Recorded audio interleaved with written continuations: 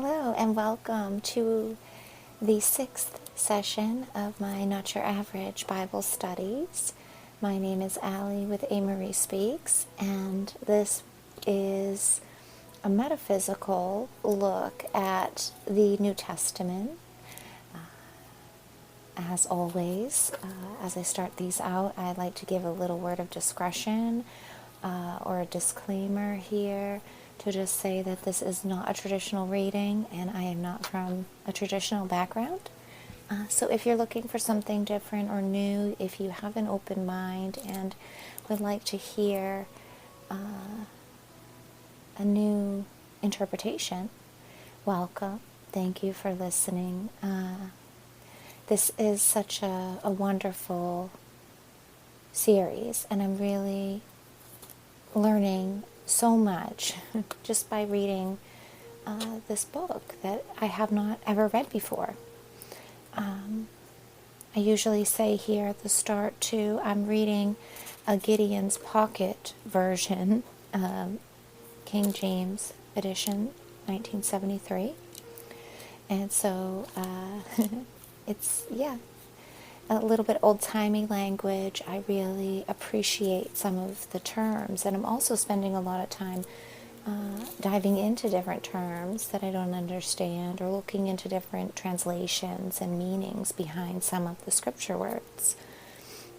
So it's really it's such a diverse discovery it's leading me through here. Before I get too far into this, today is January 10th, 2025, and I have been away for a little bit due to some computer charger issues. I missed the last couple of Sundays, and now I'm sort of jumping back into it here on a Friday. Anyway, just to get back at it. I thought, what a better way than to christen my computer working again than to start with a Bible study and to hop into where I left off at before Christmas, I believe. Could have been the Sunday after Christmas, I forget the last session date that I uploaded it. But I had gotten just a few verses in, I think down to about 17 or 18 in chapter 5, and so I'm going to pick back up there and continue on. These passages are beautiful and so distinct. I love to hear the sort of verbatim corrections Jesus seems to be offering about the distortions that have occurred and were received and implemented in the sort of Old Testament teachings and in the old world. And even here he gives examples a lot and says the old laws, and just to hear such ancient times referring yet again to their ancient times, it's just a great reminder of the eternity that humanity really is given and offered here in this beautiful world on earth to discover and evolve. And that we can use these keys throughout time. These truths never change or fade. And in fact, they're just implemented in different diverse ways, new ages as they evolve, and humanity and mankind, we move through these things. But to be able to always harken back to the foundation and to find it relevant to us is so amazing to me. So to continue on, I believe I sort of summed up already 17, 18.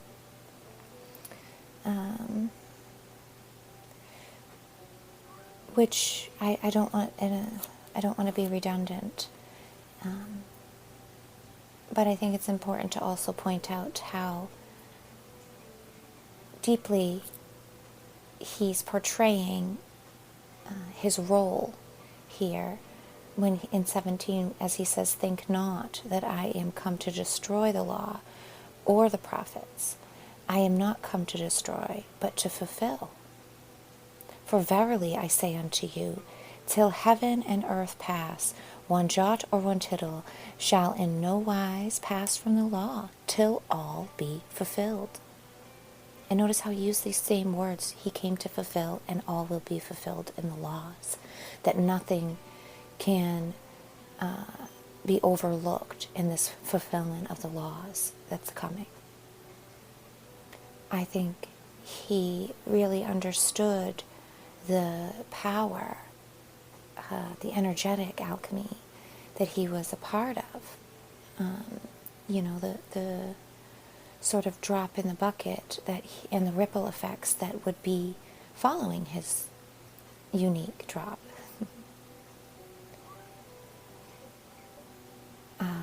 19 is wonderful. I really love these next lines here. Whosoever, whosoever therefore shall break one of these least commandments, and shall teach men so, he shall be called the least in the kingdom of heaven. But whosoever shall do and teach them, as in the laws, right, the correct version of the laws, the same shall be called great in the kingdom of heaven. And I feel this is such a pertinent teaching, because prior to this, he has gone through and sort of done the corrective kind of distinctions and the reiterations of the commandments, which he feels, are what he's speaking about here when he comes to say, whoever shall break one of these least commandments. I think what he's saying here is even the smallest diversion or distortion, deviation from those commandments, and in the doing of that, okay, if you make a mistake or you yourself break the commandments, that's on you. We all have free will of choice and free power here to do as we see fit, and that's the gift that God has bestowed upon us. But if you teach someone else to, even the smallest, slightest, the least commandment, you teach a bent, broken version of that to someone as the correct way to do it, then you will be the least, considered the least valuable in the kingdom of heaven. But when you teach others to honor those, then you're the greatest. And I think that it's a teaching about truth and honorability, and about how we pass on information to others, the responsibility that we do have in translating and transferring our opinions, our beliefs, and ideologies to others. That, it does have a great value, and it plays a great part, and applies a great filter to our lives here, our service to others, and the ways that we interact with others. And I love how he says the same shall be called great in the kingdom of heaven. It's like we don't even need to fully dive into what's the kingdom of heaven, what is he really talking about here, to get the worth out of what he is teaching and explaining here. Because people who teach inverted, manipulative teachings, knowing you're teaching a lie and sponsoring a lie and untruth to another, that's wrong. That is unjust. That is incorrect. In the here and now, even. Let alone the before and after when it comes to judgment as to how you've acted while alive here. And it seems pretty common sense, but then again, the systems and the means out there, the world that Jesus was faced with as the world we are faced with today is very much the same. The fall of the empire, the apocalyptic themes are the same prevalent themes that we see today. And it's easy to see how there's a great distortion and manipulation out there. And that there's plenty of people teaching, even the manipulating the least of the commandments and the greatest of the commandments. All are the same. We'll continue on with verse 20 here. For I say unto you that except your righteousness shall exceed the righteousness of the scribes and Pharisees, ye shall in no case enter the kingdom of heaven. And just like I was saying, right? The Pharisees and the prophets, the scribes, all of these people who Jesus has already spoke about and will continue to speak about in 6 and 7 are offering these teachings in an incorrect way. And he's upset about that. He sees their self-service, the inverted ways that they're manipulating the masses with their philosophies and traditions and ideologies. And he's, of course, upset by it, just as many of us today are, right? And he's saying that if your righteousness, if the things that make you feel good and just and the things that you believe in are equal to what the scribes, the Pharisees, those mainstream people of the day are considering to be righteous, you're not going to heaven. It's only if you can actually tap into true righteousness that you will. Ye have heard that it was said by them of old time, Thou shalt not kill. And whoever so shall kill shall be in danger of the judgment. But I say unto you that whoever is angry with his brother without a cause shall be in danger of the judgment. And I love this. And I love how it says in danger of the judgment. The translation of that is just, it's so general, it's beautiful. It reminds me of the harvest. It's energetic talk.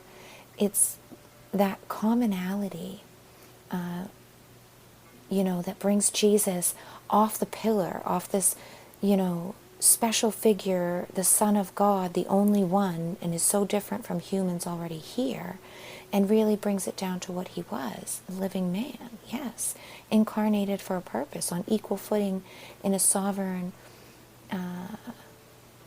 body vessel incarnation that we all are given. Right?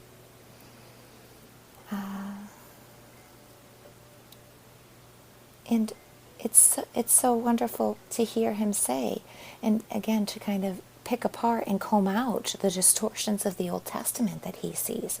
And he's saying, no, it's not just about killing someone, and if you kill another, you're going to be judged, or you're breaking these laws of God. But to be angry with his brother without a cause. How deep is that? That is immensely awe-inspiring and beautiful. It is pure. Everything that we think of as Christ-like and godly. Because at the same time, he's not saying that we cannot be angry with just cause. Right? He is saying to be angry without cause. And how harmonious is that really? Because why would we ever be angry without cause? Something is wrong with you if you are angry without cause. And to put it that way, I feel is such an underlining of the true positive workings of the positive system. That no, it's not just about the ultimate crossing of the boundary of ending the life of another. That's the extreme version of negative orientation. But it doesn't even need to go that far. Any sort of negative intention that is spawned, like he says, out with no cause, that puts you in danger of the judgment. And in danger of the judgment seems to me to say that to be seen by God in a negative sense, to where you are self-serving, is, the ultimate thing that we don't want to do. The ultimate breaking of the original laws. And I like this too, and I had to look up this word raka to even see what it meant. And I looked at a bunch of different translations, a couple of different websites, and one of the most common words for raka is empty-headed. And then they said foolish, stupid, worthless. And this goes to show that that kind of defamation of character is kind of what he's pointing at, it feels like to me. That was, in that time and place, it was under threat of being brought in front of the council, to be, judged, to be called out for that sort of insult to one's character, right? That you could be held accountable for that.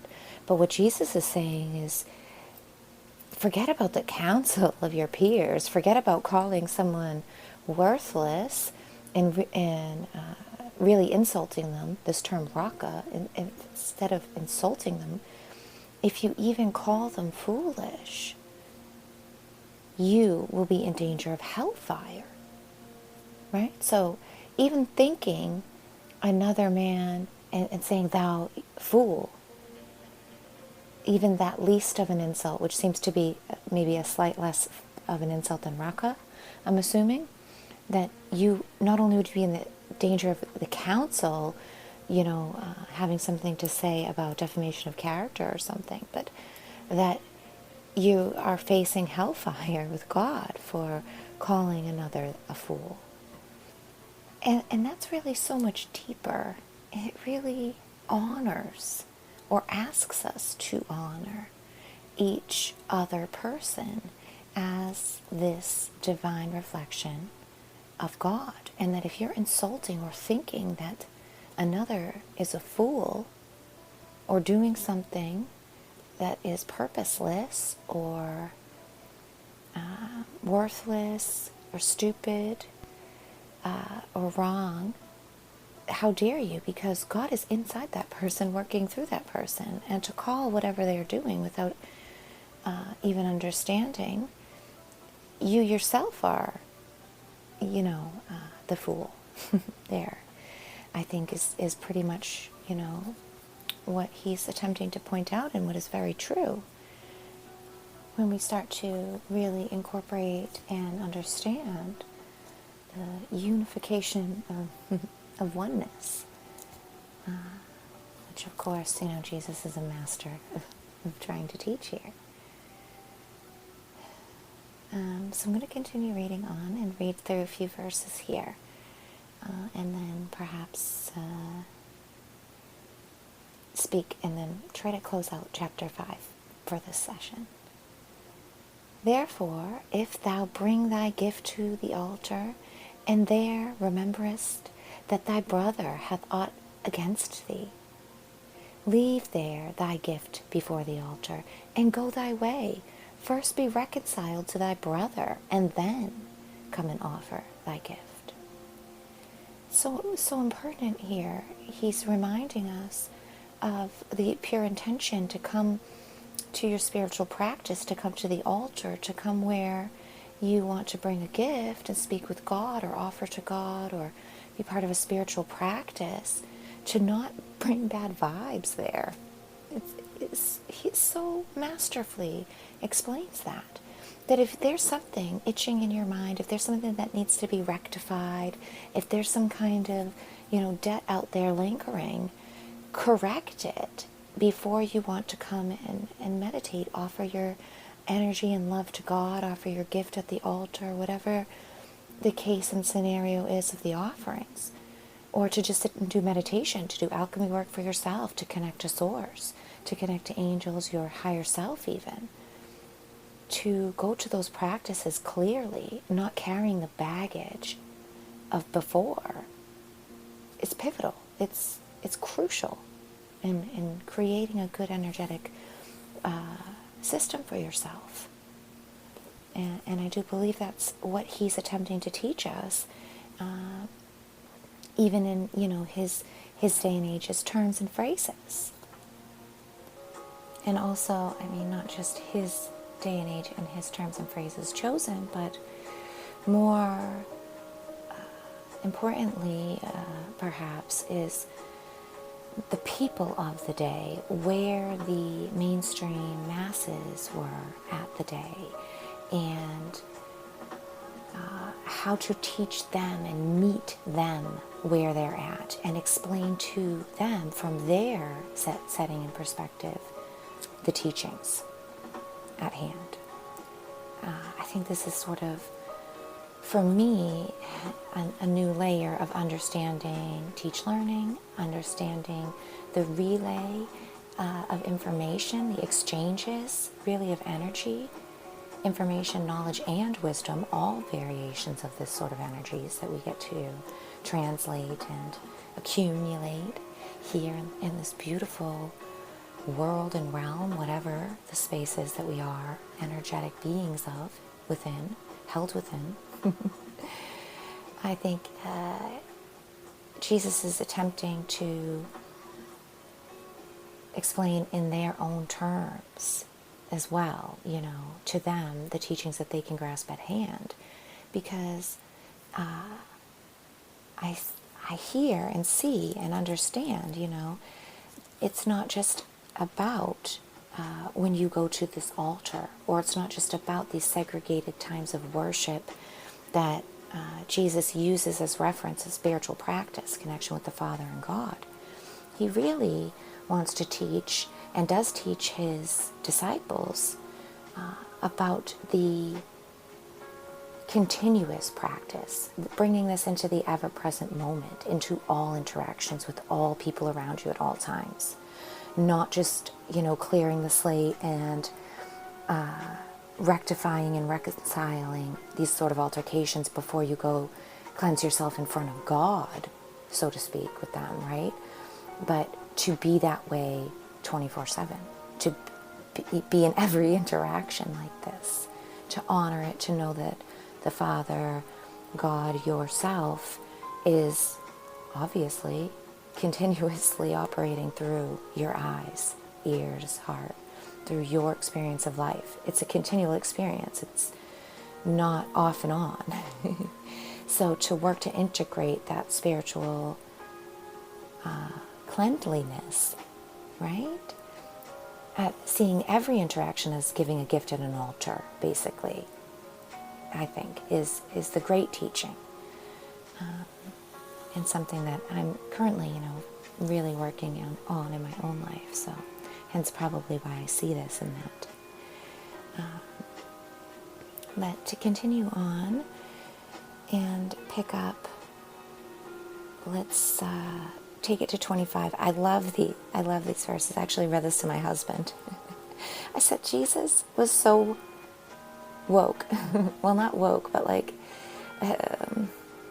awake to the injustice of the justice system, the absolute inverted corruption that takes place right in everyone's faces in these kinds of times of our lives, to where the police, the judiciary, your local township, all these people around you who hold these sort of authoritative positions, they're corrupt. And they're all working for their own means. They are dishonoring their positions, whether they're elected officials or bureaucrats or something of, a police, military division. They all have been oversaturated with the inversions, and distorted so far from the reality of what would be organic operations that it's laughable. And it's just as Jesus is describing here about, what we see with the judges in law in the world today, where if you have enough money, you can get out of any charge. You can pay off judges and get out, but if you don't have, you don't have the money or anything, or if they don't like you or they don't want you to get out, it doesn't matter the amount of money, or it doesn't matter because they'll just shush it and lock you away. Guantanamo Bay style, no one will ever hear from you again, like a J6er or something. It doesn't matter. The corruption is in all levels. And Jesus is so wise to this, and he tells his disciples, and any who's ever listening here, and it almost seems contrary to what truth, courageousness, bravery, standing for yourself would be. But no, it's not, because you have to admit to yourself, first of all, the apocalyptic times we're in right now, as well as he was. What was really being faced in the public eye, when we think of back in this day, I mean, come on. We all know about the fall of Rome and how ridiculous that circus show completely was. And I think we have a perfect live action role play happening again. So what better than to hear him say, "Agree with thine adversary quickly, whilst thou art in the way with him, lest at any time the adversary deliver thee to the judge, and the judge deliver thee to the officer, and thou be cast into prison. Verily I say unto thee, thou shalt by no means come out thence till thou hast paid the uttermost farthing." Right? I mean, come on. It's so true. Ye have heard that it was said by them of old time, thou shalt not commit adultery. But I say unto you that whosoever looketh on a woman to lust after her hath committed adultery with her already in his heart. That's a mic drop right there. That, I said to myself, yes, this is it. This is the definition of intention that I have been underlining and talking so much about within my systems teaching work,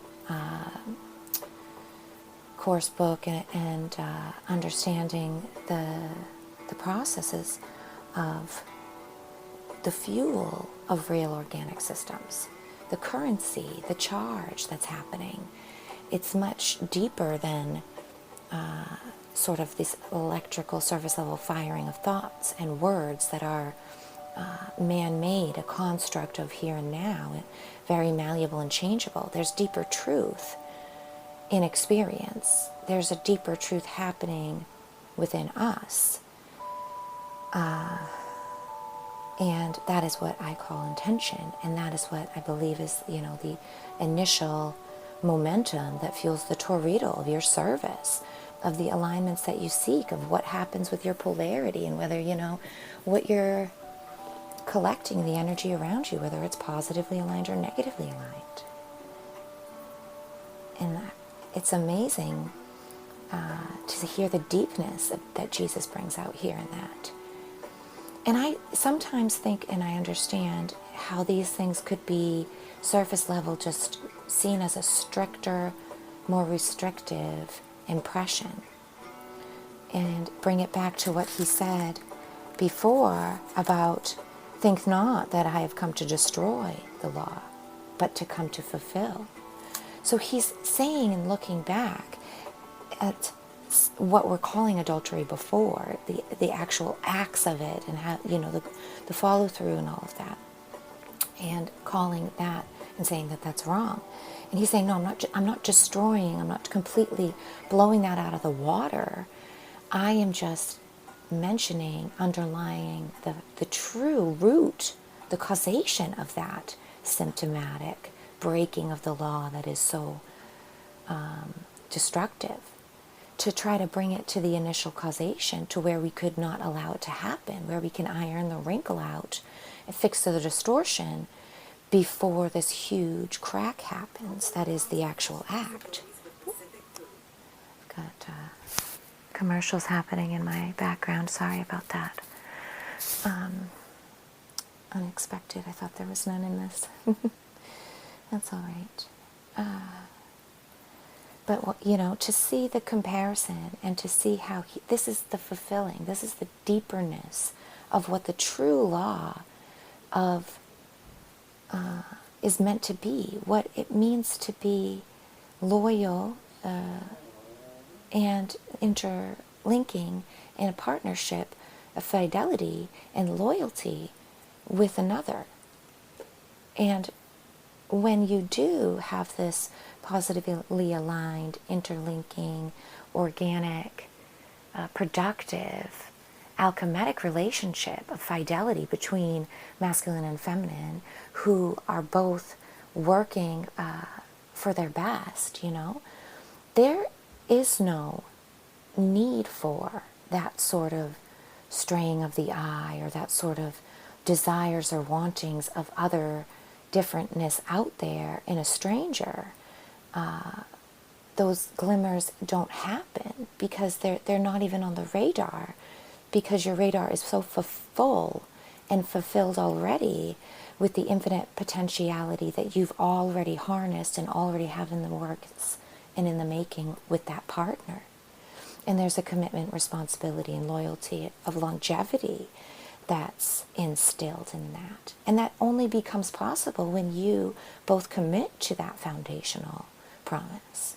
And once that's broken, that period of exploration, that pure piece of growth that you've been working together as the relationship to create, it's over. It's the foundations are broken in that. And in that way, it's not to say it's wrong or right. It's not to say that one shouldn't happen or one should even, I don't think. But that it should be admitted and that it should be allowed to dissolve and to find a different solution on the way through.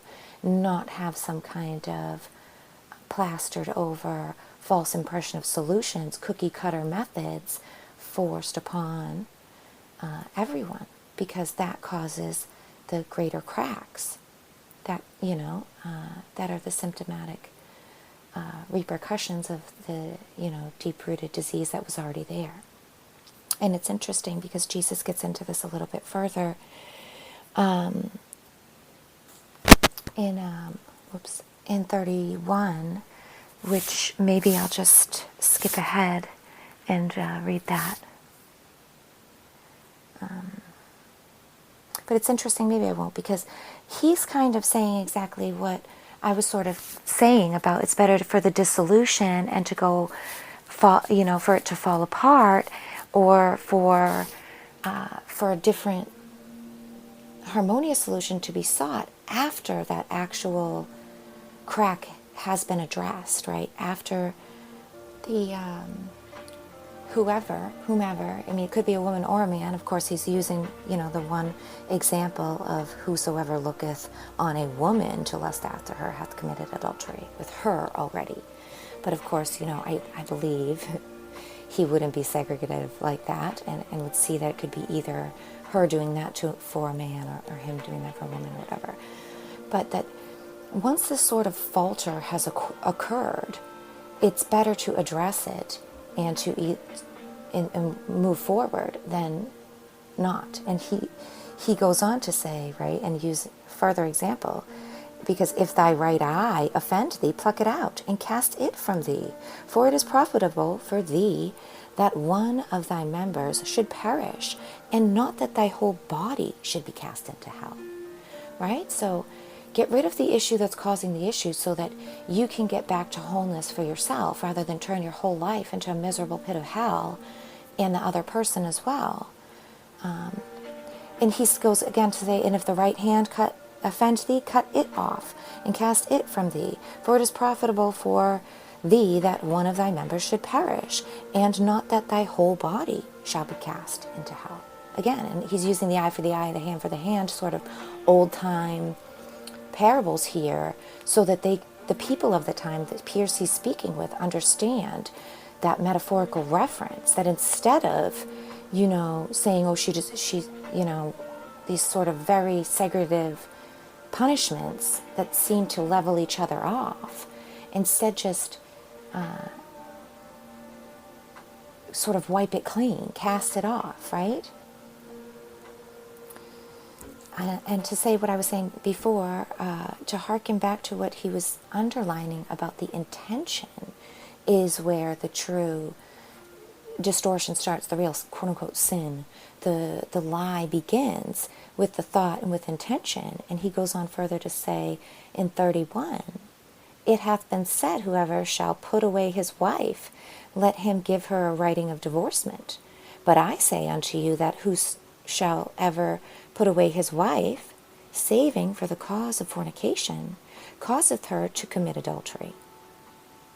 Right? So what is he saying here? If you are not willing to work with that life partner through hardships to better each other, if you want to just divorce her, cut her off for some kind of hardship, other than this, what we've already called is the crack. It is a broken foundation point. This save the cause of fornication.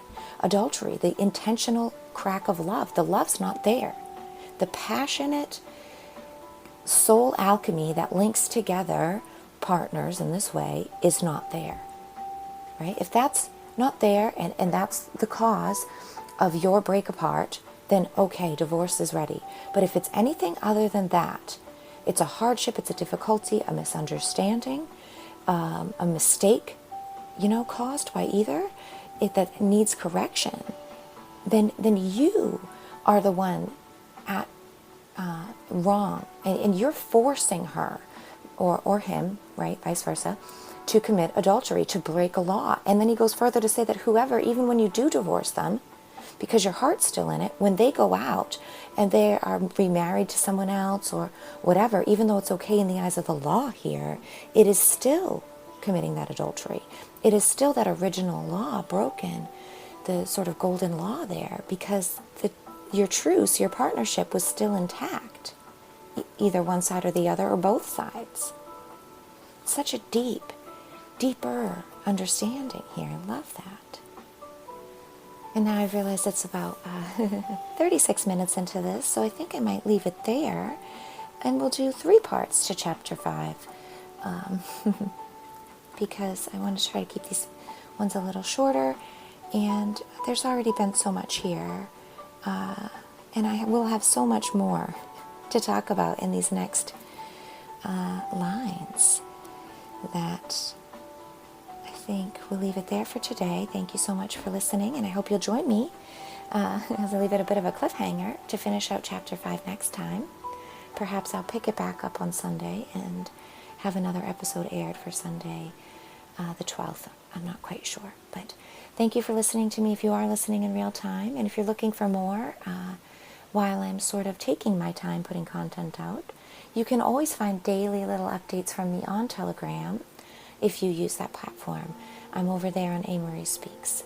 Link in the description if you're interested. Or you can send me emails. My email's always in the description, or it's third.i.navigation, all the words spelled out there, at protonmail.com. And if you feel free to send me any kind of insights or personal references, anything that you're intrigued by, or if you have great reference sources or your own perspectives on the New Testament so far, I'd love to hear that. If you have other versions that are your favorite, I'd love to hear those too. Or feel free to leave it in the comments if you're watching on BitChute or YouTube for others to see. It's so great for us to have real, organic conversations in the comment section.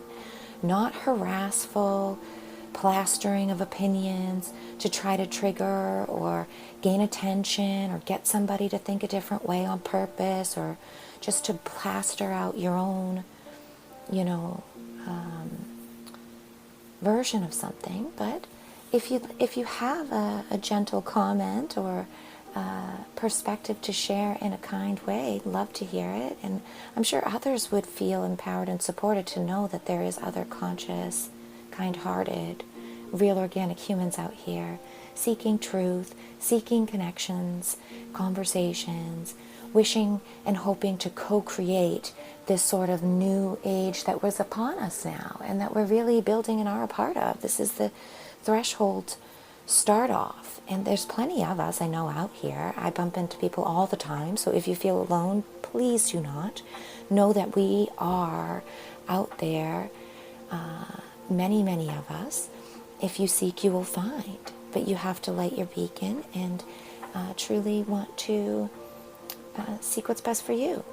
And that might start with reaching out, or it might start with reaching out in your own direct life, not even on the internet or anything to do with content shared out here, but maybe doing something nice in your own life. Or you might find an event in your own life to bring forth deeper connection, like I have and did, and what's brought me to this Bible studies and my own way about understanding the deep connectivity that we really do have in our lives. With God, with the Father, with the Creator of the universe, infinite intelligence. However you'd like to look at that, in the many, many ways that there are. I don't think there's a wrong way to envision it, for we are creator consciousness here. We have the power of free will and choice. That is our fractal image of God we have been blessed by and with to honor and to allow to evolve and grow here. So thank you so much for taking time to listen and grow in a different way as I grow and share in my own ways. Thank you for honoring mine and witnessing my contribution to the collective. And thank you so much for your unique contribution to our collective. We could not be the same without you or me. So thank you. Ending today with Namaste and Adonai in Lakesh. Amen. Om. And any other phrase that you think is fitting. Thank you. And talk to you next time.